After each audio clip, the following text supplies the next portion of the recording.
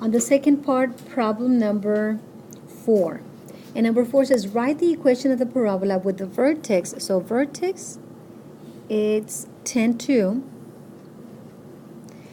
And the focus, it's 12.5, comma 2. So can you tell me what's going to be P? It's hard to see, right? Some of you might already have an idea. 2.5, that would be P, right? Because from the vertex to the focus is the distance of P. So if you think about this, it's from 10 to 12.5, because the 2 is the same number. So the difference between those two is 2.5. So that's P. So P is 2.5. Okay, so then how is this parabola opening? Which direction? Left horizontally? So let me just do a little sketch. Over here is 10. Over here is 12.5. Over here is 2. So this is the vertex. This is the focus, which means that the parabola should be opening this way. So the standard form of a parabola opening sideways should be what? What's the standard form? Parentheses, y minus k quantity square equals 4p times x minus h. And now let's substitute the values. It would be y minus, this is the h, this is a k, and that would be 2, yes. Okay, so it's y minus 2 quantity square equals 4 times p, which is 2.5, parentheses x minus h, which is 10. 4 times 2.5, that would be what? That would be 10. So it's y minus 2 quantity square equals 10, x minus 10. Then when you distribute, you have y minus 2 quantity square equals 10x minus 100. And that would be the equation. That's it. Any questions about that? You can either leave it in this form, the standard, or just distribute it and you'll get that. Now number 5. In problem number 5, it says graph. What type of graph is that? It has a plus in the middle. It's a hyperbola. It's an ellipse. Hyperbolas have what in the middle? A minus. So the ellipse has a plus. Which of the two is the one that you have to go with the biggest number? Ellipses or hyperbolas? Ellipse. So here, the a is the biggest of the two denominators. So if the problem is x minus 2 quantity square divided by 16, and then is y minus, or plus 7 quantity square over 81, that's equals to 1. What is a? You mean plus minus 9? Right? What is b? Plus minus 4? And what about c? What's the equation to get the c? C square equals minus b squared. Okay, so you get the biggest number, which is 81, minus a b squared, which is 16. So c squared is 81 minus 16, 65. And then you get the square root of that. And you get an approximate answer, 8.1, because square root of 64 is 8. It's about 8.1. So the exact is the square root of 65. Okay, I put approximately. Okay, so then the exact is that. And the approximate answer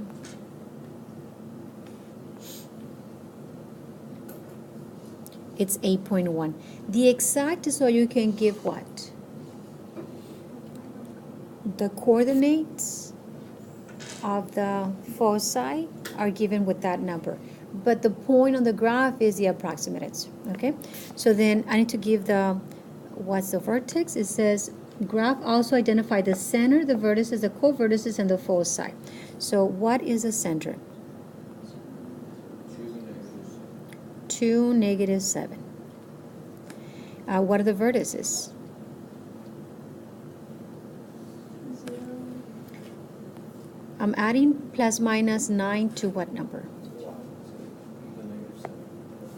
Okay, how is this elongating? Vertically or horizontally? But isn't it this a bigger number? So it should be vertically, right? So you said vertically, right? Thank you. So vertically, so which means that I'm going to add it to what number? The A, you add it to the Y, which is the Y coordinate. So then how about the X? That stays the same because it's lined up with that same number, the 2. Okay, so then my coordinates would be 2, comma, -7 plus minus 9, and then you can give the 2 coordinates, which is going to be 2, comma, -7 plus 9 is 2, and 2, -7 minus 9, -16. Okay. And now the co-vertices are the ones using the B. So co-vertices, which means in this case you're going to be, adding what to what? The B, which is plus minus 4, to what number? To the X, because now we're going sideways, right? Okay, so it's going to be 2 plus minus the 4, comma, and then we stay at the same level at the Y, right, which is -7. And that would give us 2 vertices, which is going to be 2 plus 4, 6, comma, -7, and -2, comma, -7. So those are the co-vertices. Okay, now I need to get my focus. So for the focus, or foci, because it's 2, I have to add that square root of 65 and subtract it to what number?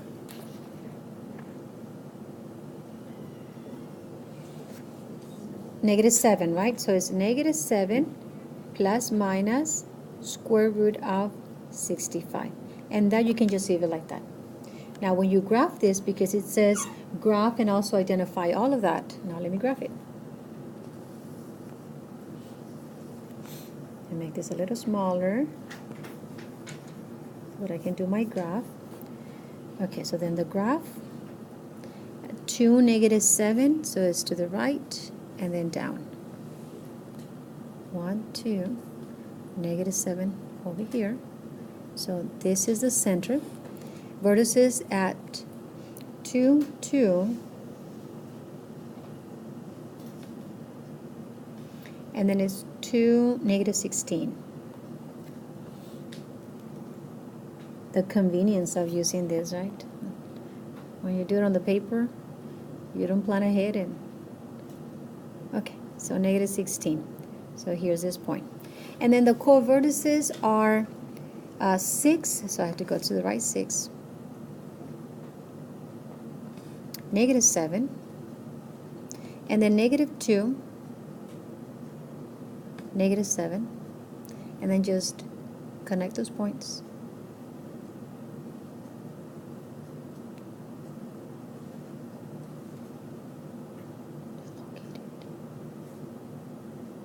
Okay, and then the foci. The foci is at 2, comma, what is -7 plus 8.1? -7 plus 8.1. 1.1, so at 7, at 2, 1.1, I'm going to have the first foci, one of the foci. And then -7 and -8.1 is -15.1. And then that's where I'm going to have the second foci.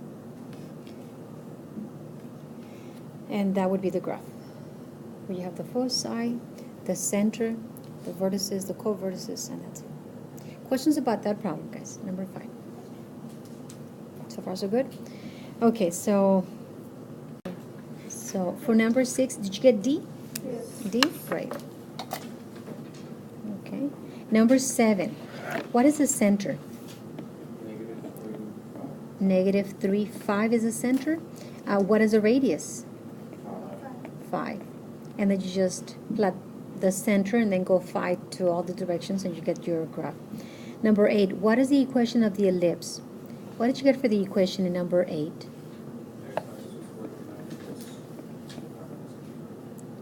So x minus 2 quantity squared over 9.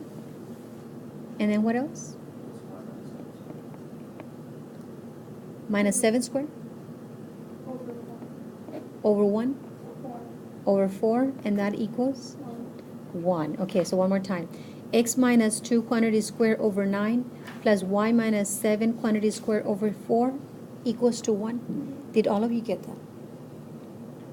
You didn't get that? Did you know how to get that? Would you go over that? Okay, so let me go over that one.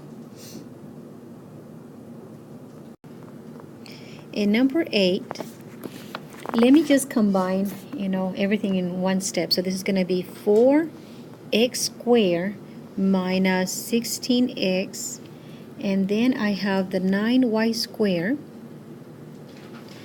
and then I have minus 126y, and the 421, I'm going to send it to the right side, so it's negative 421. Okay, now at this point I'm going to factor it out. So what did you factor? You need to factor a 4. And then when you get half of that, that would be negative 2.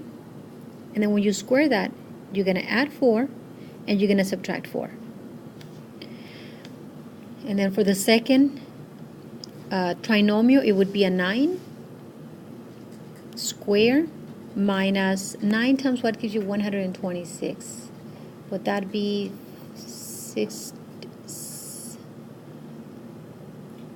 18? 14? Okay, so it's 14y, and then it's plus something minus something, close parentheses. And so the factors would be 9, and then is y minus 7 quantity squared. And then you add 49 and subtract 49. So the first 3 make this factor right here. But then you have to multiply. The same thing over here. The first 3 make that factor. 4 times negative 4 is negative 16. So you need to add that number to the right. So I have a negative 421, and then I'm going to add that 16 that I'm bringing from the left side. Now, the 9 times a negative 49. 81 carry 8. 441? Is that what you have, 441? Okay, so then I ready to curve that. And when I combine, this is 20, 36. Is that what you get from the right side? Okay. So all of this is equal to 36. Then you're going to divide by 36. When you divide by 36, 36, 36, you end up reducing. 1 is 9, 1 is 4. And that's how you end up at the end with that equation. So it's x minus 2 quantity squared over 9 plus y minus 7 quantity squared over 4 equals 1. And that's what you have given me, so you're right. Any questions about this?